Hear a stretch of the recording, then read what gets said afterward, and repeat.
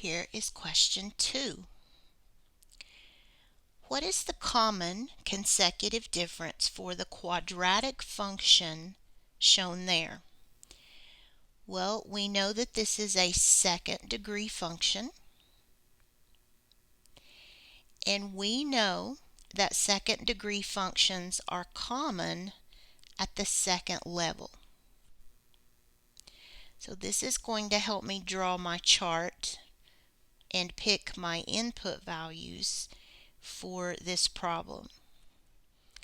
Now in problem 1 we had a linear function, so our chart didn't have to be quite as detailed as this one.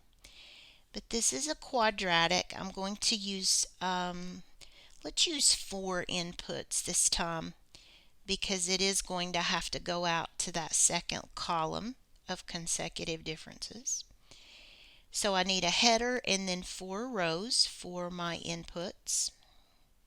You can use as many inputs as you want, but I think 4 will be enough. And if you find that it isn't, if you get there and realize that the 4 is just not enough, just add 1. It's not a big deal to say, okay, I'm going to put in another input value. So here are my inputs. Here will be my function. This is where I'm going to evaluate my function. And I know because it's quadratic that I need 2 consecutive differences. So here will be the first consecutive difference. But I know I can already tell you that this won't be common because this is a quadratic equation. So the second consecutive difference is where this will be common because it's a second degree equation that we're dealing with. So when you put that function in here, as you should, this is a very good way to do these.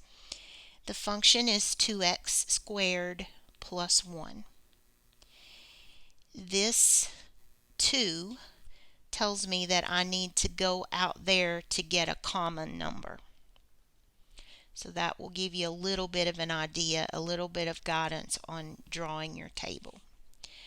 I'm going to avoid negatives because I really don't like them. And since we're squaring these, it really wouldn't matter if I use negatives because that squaring will take care of that. So it's not a big deal anyway. Okay, here is the function. I'm going to input my 0, and that's squared, plus 1.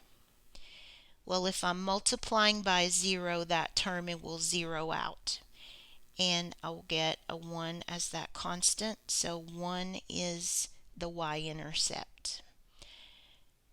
And then let's put in 2 times 1 squared.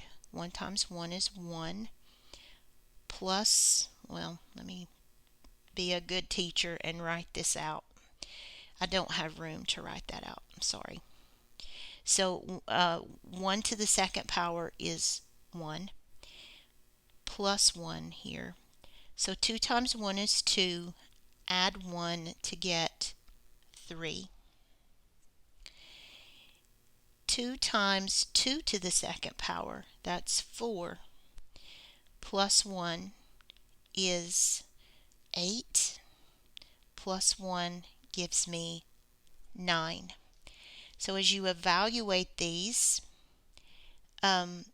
you start to see that the numbers grow pretty quickly. That's because we're raising it to a power. Okay, 2 and then 3 squared, that's 3 times 3 is 9. Add the constant 1. So I get an 18, add 1 for an output of 19. So these are the outputs that we need to be examining to get our consecutive differences. So this one will be 3 difference of 1, that's a 2. A 9 difference of 3 is 6. A 19 difference of 9 is 10. So we see that this is not common. We knew it wouldn't be because this is not a linear function. If those had come up to be common, we would have a serious issue on our hands. So now I'm going to use these values to go to the next column. And I will have 6 minus 2 is 4. And then 10 minus 6 is 4. So I will say that the common consecutive difference is 4. That is where we get the common value that we're so desperately looking for in this lesson. Okay, we can go back up here now and answer the question. What is the common consecutive difference? I'm sure you see it. It's C, 4.